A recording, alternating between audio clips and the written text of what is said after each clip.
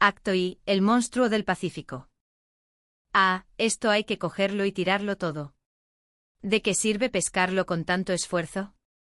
Por mucho que atrapes, os digo que no vale para nada. Hay un país fascinante en este mundo.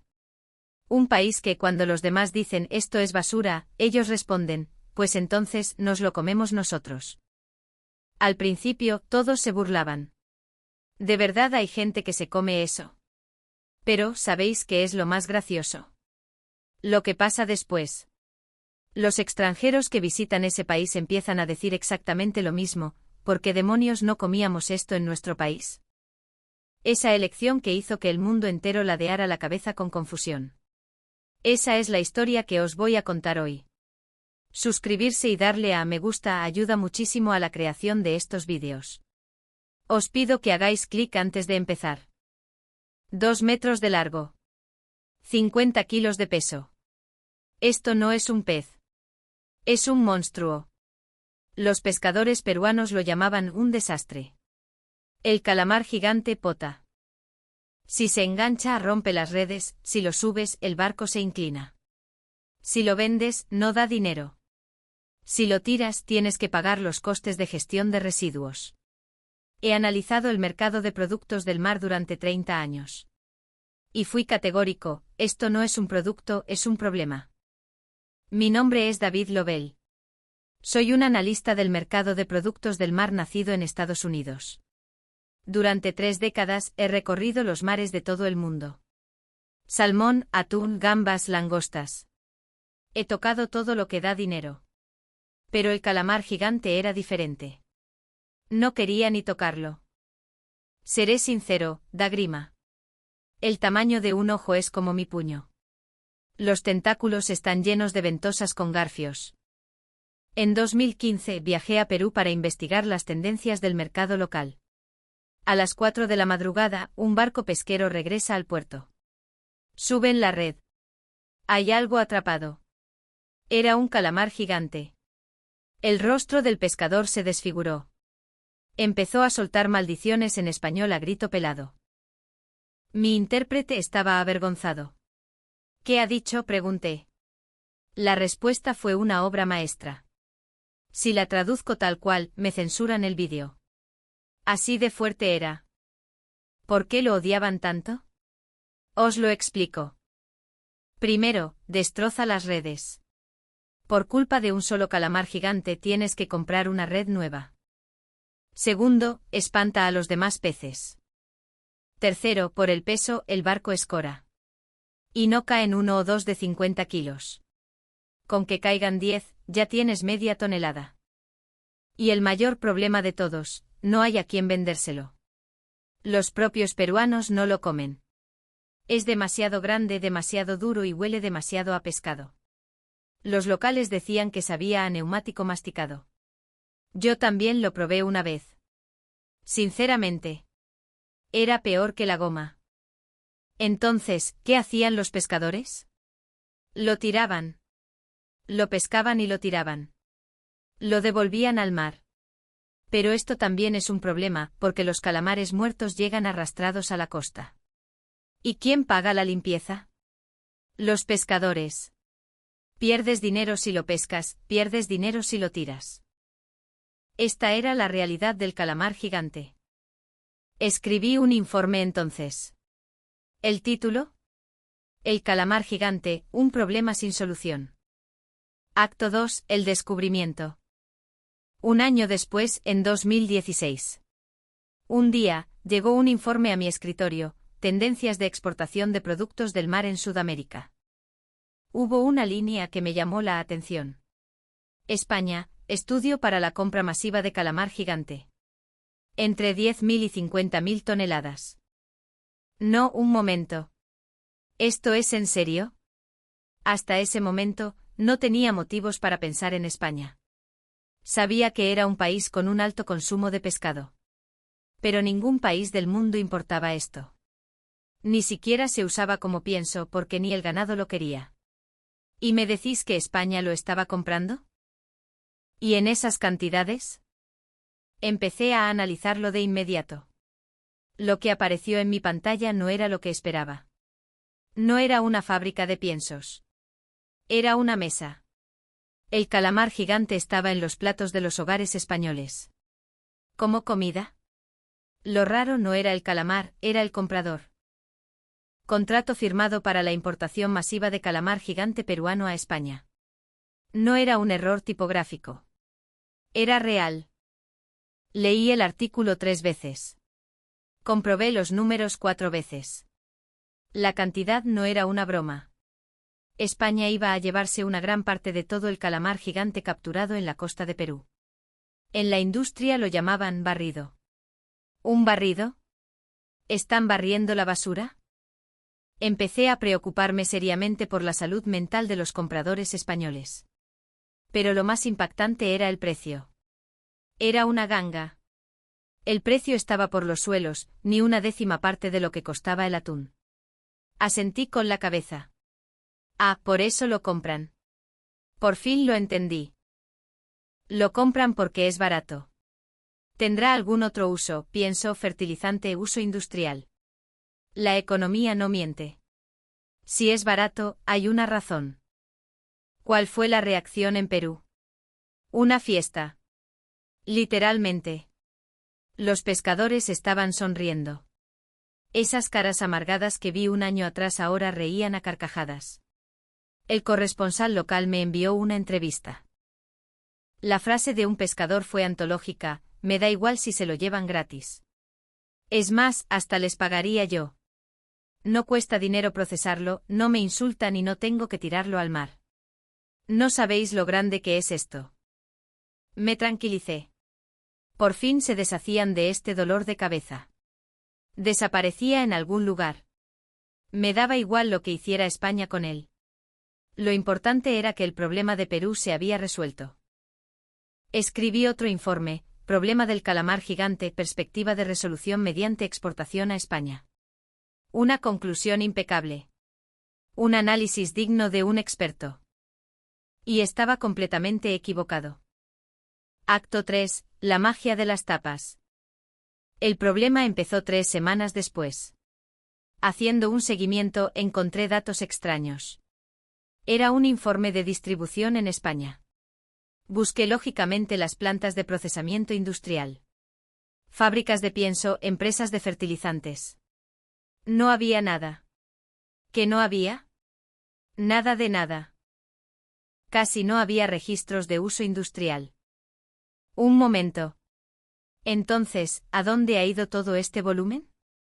Volví a leer el informe y abrí los ojos de par en par. Principales canales de distribución: mercados tradicionales, supermercados, tiendas de alimentación online, restaurantes, bares de tapas. No me lo podía creer. Pedí más datos. Llegó el informe de campo desde España. Al leerlo descubrí que el calamar gigante se estaba vendiendo para consumo humano. ¿En raciones? ¿Como pinchos? Un momento. No lo entiendo. Yo mismo lo había probado. Sabía a goma. Era duro, olía mal y por mucho que masticaras, no tragabas. ¿Y me decís que los españoles se comen esto todos los días? ¿Voluntariamente? ¿Sin que nadie les obligue? Analicé los patrones de consumo. Fue un shock tras otro. ¿Sabéis cómo se vende el calamar gigante en España? Primero, lo rebozan y lo fríen. Así nacen los calamares a la romana. O lo cuecen y le echan aceite de oliva y pimentón, a lo pulpo a la gallega. A veces lo cortan en trozos y lo meten directamente en la paella. O lo hacen a la plancha al ajillo. Y luego se lo comen acompañado de una caña de cerveza bien fría o un vermut. Esta es la cultura del aperitivo en España. Me llevé las manos a la cabeza. Esto no se puede explicar con economía. No lo compraban porque fuera barato. Lo compraban a propósito. ¿Por qué? ¿Porque estaba rico? Pero si sabía a goma. Le pregunté al equipo de investigación en España, ¿por qué comen esto? Hay mariscos mucho mejores. La respuesta fue, porque sí. Porque es lo que han comido siempre. Yo no lo sabía. Mientras el mundo lo tiraba, España se lo comía. Mientras el mundo lo llamaba un problema, España lo llamaba ingrediente. Seguí investigando las recetas españolas. El resultado fue asombroso. Frito en guisos, en arroces, a la plancha, en salsa. No eran una o dos. Eran decenas. Esta gente iba en serio. Me quedé sentado frente al ordenador un buen rato. Y tuve que admitirlo. España no estaba procesando el calamar, lo estaba consumiendo. Esto no era gestión de residuos. Era cultura gastronómica. Esa fue la primera vez que volví a hacer los cálculos. Desde cero. La idea de que mi premisa es inútil podía estar equivocada desde el principio. Era la primera vez que me pasaba en 30 años. No lo compraron por ser barato. Lo compraron para comérselo. Esto no era un problema de mercado. Era un problema de cultura. Y yo no entendía esa cultura. Acto 4. La prueba de fuego. En 2017 volví a Perú. Esta vez el propósito era distinto. Revisión del estado de las exportaciones, esa era la excusa oficial. Pero sinceramente tenía curiosidad. ¿Cómo demonios se comen esto los españoles? En Perú también empezaba a extenderse la misma curiosidad. Había rumores entre los pescadores, dicen que los españoles de verdad se comen esto. Y dicen que está bueno. El tono pasó de la burla a la curiosidad, y de la curiosidad a la duda. ¿No será que hay algo que no sabemos? Una noche en una cena con gente de la industria, alguien sugirió, ¿y si lo probamos nosotros también? La mesa se quedó en silencio. El que lo propuso era un chef local. Carlos. Un experto en ceviche muy famoso en Lima. Hagamos un ceviche con la pota gigante, dijo. La mesa estalló en risas. ¿Bromeas? Si le sirves ese trozo de goma a un cliente arruinas el restaurante. Todos lo tomaron a broma. Yo también me reí. Pero Carlos hablaba en serio. Si los españoles lo comen, por algo será. A menos que estén locos, debe haber un truco. Al día siguiente en la cocina del restaurante de Carlos. Éramos 6. Sobre la mesa un calamar gigante. 2 metros de largo, tentáculos caídos. Carlos cogió el cuchillo. Y se detuvo. Un momento, ¿cómo se limpia esto? Nadie supo responder. Amigos, un calamar gigante no es como un calamar normal. El tamaño es distinto, así que la forma de limpiarlo también lo es. Buscamos en internet. Encontramos vídeos españoles. Pusimos el traductor. En la pantalla apareció una cocinera española. Una abuela de un chiringuito limpiando la pota con una destreza alucinante. Carlos murmuró, esta mujer no es la primera vez que hace esto. Claro que no. En España es el pan de cada día. Para nosotros era un monstruo, para esa señora era solo un ingrediente. Seguimos el vídeo. Éramos torpes. Tras una hora, conseguimos limpiarlo. La carne blanca quedó a la vista. Carlos la tocó. Oye. Tiene mejor pinta de lo que pensaba. Yo también la toqué. Era firme. Diferente a lo que esperaba. Pensaba que sería como la goma. Pero al limpiarlo bien, la textura cambiaba. Carlos empezó a hacer el ceviche. Lo cortó fino. Añadió jugo de lima, cebolla, ají y cilantro. El aroma llenó la cocina. Pero era extraño. Olía diferente. No era el olor a pescado rancio que yo recordaba. Era un olor limpio. A mar fresco. Ladeé la cabeza. El ceviche estaba listo. 6 personas rodeando el plato. Nadie se atrevía a probarlo. Hubo un silencio sepulcral. Carlos suspiró. Vale. Yo primero. Pinchó un trozo. Se lo metió en la boca. Contuvimos la respiración. Carlos empezó a masticar. 1, 2, 3 veces. Su expresión cambió. Me preocupé. Sus ojos se abrieron de par en par un momento. Carlos negó con la cabeza. No de asco, sino de incredulidad. Esto está buenísimo. La mesa se alborotó. Yo también cogí un trozo. Lo metí en la boca. Mastiqué. Y me quedé paralizado. ¿Qué es esto? No era el calamar gigante que yo conocía. Era tierno con una mordida perfecta. La cocina se quedó en silencio. Los 6 nos quedamos sin palabras. Solo se movían los tenedores. El plato se fue vaciando. Carlos fue el primero en hablar. En voz baja nos equivocamos. Nadie le rebatió. Yo tampoco pude. Un solo bocado echó por tierra todos mis análisis. Solo entonces lo entendí. El problema no era el calamar gigante. Éramos nosotros. Nuestra mirada era el problema. Solo vimos su tamaño. Solo vimos su aspecto monstruoso. Solo vimos la molestia que rompía las redes. Nunca lo habíamos cocinado en condiciones. Nunca lo habíamos comido bien. Y aún así, decidimos que no servía para nada. España fue diferente. Ellos lo vieron. Y lo vieron bien. Sabían que si lo limpiabas bien, cambiaba.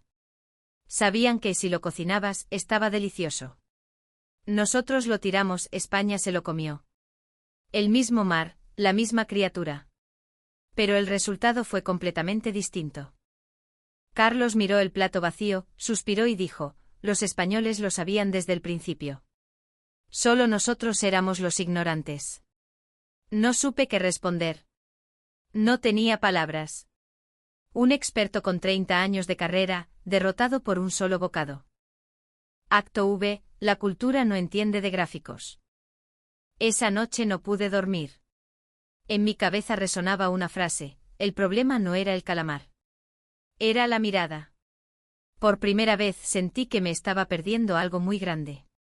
Sobre España, sobre su cultura gastronómica y sobre el significado de la palabra utilidad. Al volver, empecé a investigar a España a fondo. Pedí datos del mercado español de alimentación. Rutas de distribución, rangos de edad, frecuencia de compra. Pensé que los números me ayudarían a entenderlo, porque los números no mienten. Una semana después llegó el informe. Era un buen tocho. Me preparé un café y me senté a leer. Y me detuve en la primera página. Rango de edad de los consumidores, todas las edades. ¿Desde adolescentes hasta ancianos de 70 años? Ladeé la cabeza. Normalmente un ingrediente exótico tiene un nicho. Los jóvenes por moda, o los mayores por nostalgia. Pero esto no era una moda. Pasé de página. Frecuencia de compra, 1 a 2 veces por semana. Un momento. ¿No es algo para días especiales? ¿Lo comen de forma rutinaria? Así es. Simplemente es. Comida. Lo comen como tapas o raciones. Amigos, ¿conocéis el concepto de ir de tapas? Yo no lo entendía. En Estados Unidos, la comida es simple. Un plato principal y una guarnición. Fin. Filete con patatas. Hamburguesa con fritas. Es sencillo. Pero España es diferente. Pides una bebida en un bar y de repente, la barra está llena de pequeños platillos. Pinchos, raciones, tapitas. Encurtidos, embutidos, frituras, guisos. Puedes encontrarte con 10 opciones distintas de un solo vistazo. Profundicé más. ¿Cómo consumen el calamar gigante? El resultado fue un shock. Frito a la romana. Cocido a la gallega. En paella. A la plancha al ajillo. En salsa americana. En bocadillo como en Madrid. En empanadas. Son al menos 7 formas distintas. Con un solo ingrediente. En Estados Unidos. Las gambas las fríes o las haces a la plancha. 2 formas. Pero España hace más de 10 platos con un solo tipo de calamar. Eso no es cocina. Es magia. Cuanto más veía los números, menos entendía. Fue entonces cuando vi un dato aún más extraño.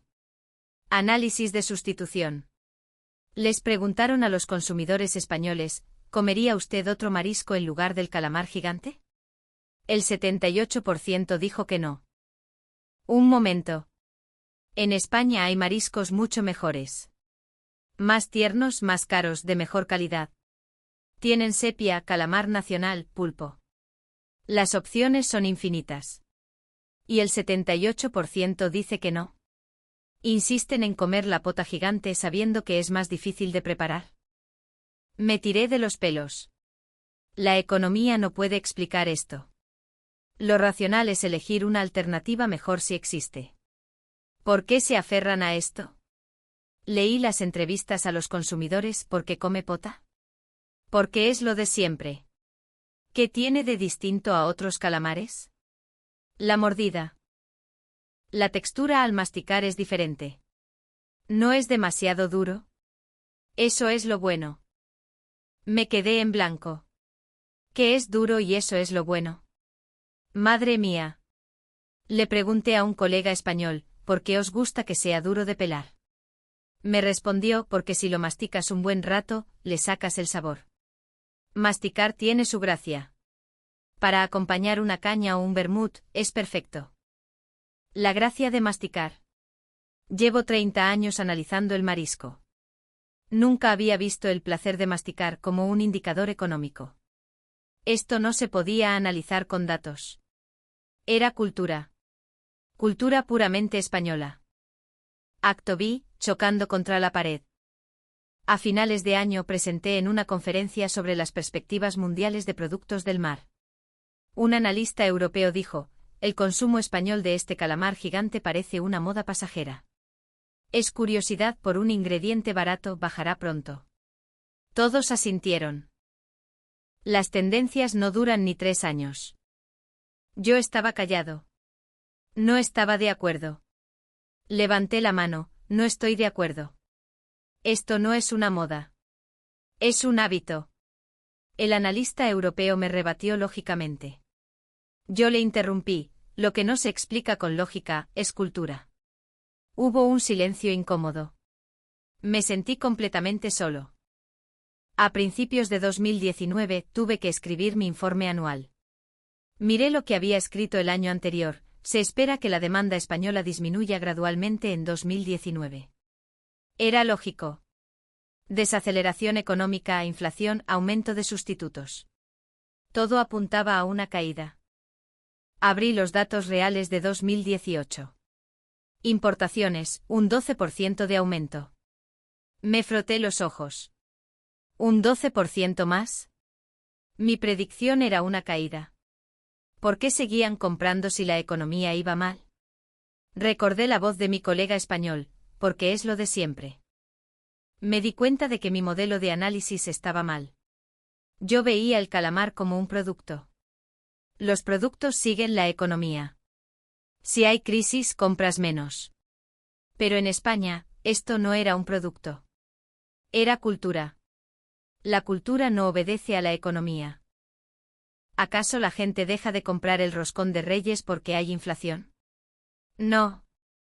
Lo compran igual. Lo mismo con el aperitivo, si hay crisis, no dejas de tomarte una caña con los amigos. De hecho, te la tomas más para aliviar el estrés. Me reí de mí mismo. Un experto de 30 años ciego ante la cultura. Miré los números, no a las personas. Intenté corregir mi informe, pero mi jefe me llamó, Lobel, quita eso de los factores culturales. Es subjetivo. Céntrate en los indicadores económicos. Los inversores quieren números limpios. Yo protesté, pero sin la cultura no se puede explicar la realidad. El jefe me cortó, de la realidad me encargo yo. Tú escribe bien el informe. Me quedé mirando la pantalla en blanco. ¿Los datos o la realidad? Ese mismo día, me llegó un flash informativo, las importaciones españolas de calamar gigante han subido un 18%. Me eché a reír. Era absurdo. Mis 30 años de metodología se desmoronaban. Aplacé la entrega del informe. La verdad es que no sabía qué escribir. No sabía analizar culturas. Acto 7, el país que lo come todo. En verano, me puse a hacer algo extraño. Investigar la comida española. Quería saber, ¿es solo el calamar gigante, o es toda su gastronomía? Busqué cosas que España come y el resto del mundo no. El resultado fue para volverse loco. ¿Conocéis los percebes? Parecen garras de dragón petrificadas sacadas de una película de terror. La gente en Galicia se juega literalmente la vida saltando entre acantilados y olas furiosas para arrancarlos de las rocas. ¿Sabíais que España es prácticamente el único lugar del mundo donde se pagan fortunas por comerse esto hervido? El resto del mundo los mira con asco. ¿Y las angulas? Parecen gusanos transparentes nadando en aceite hirviendo. España consume casi el 100% de la producción mundial. Y los pagan a precio de oro. El mundo no las toca.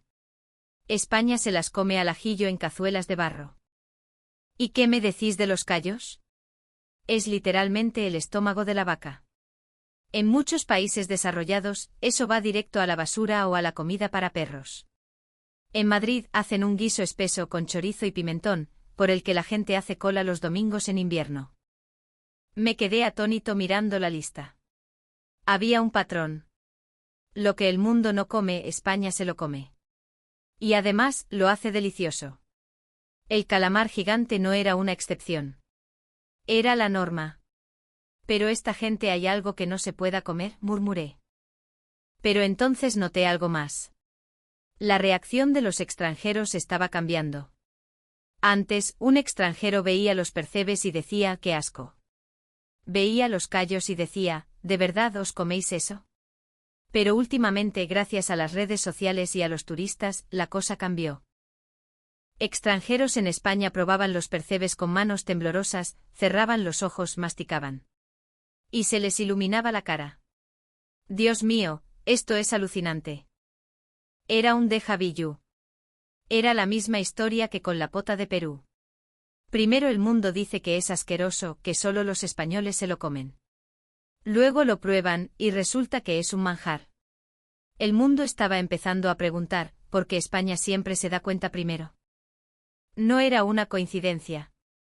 Escribí en mi libreta, España no era rara. Lo raro es que nosotros no nos lo comiéramos. España simplemente veía un ingrediente donde otros veían basura. No se preguntaban, ¿sirve para algo? Se preguntaban, ¿cómo lo cocinamos? Cerré mi libreta. Entendí que la cultura gastronómica española es una cultura de aprovechamiento y paciencia. Mientras nosotros vimos un problema de 50 kilos, España vio una oportunidad para alimentar a miles. El mismo material, diferente mirada. Terminé la última página de mi informe. España no pregunta si algo es útil. Pregunta cómo se puede aprovechar. Esa es la esencia, aprovechamiento en lugar de eficiencia, paciencia en lugar de velocidad. Aparté las manos del teclado. Durante 30 años creí que podía leer el mundo con números. Me equivoqué. Detrás de los datos había cultura. Detrás del mercado, había una mesa de restaurante. La verdadera fuerza de la gastronomía española no es solo su sabor. Es su mirada. Su capacidad para transformar lo inútil en un manjar. Me recosté en la silla. Al final de una carrera de 30 años, me sentí humilde. Ante la cultura gastronómica de un país, ante una barra llena de tapas. Esto no era solo comida. Era una actitud ante la vida. Y ante esa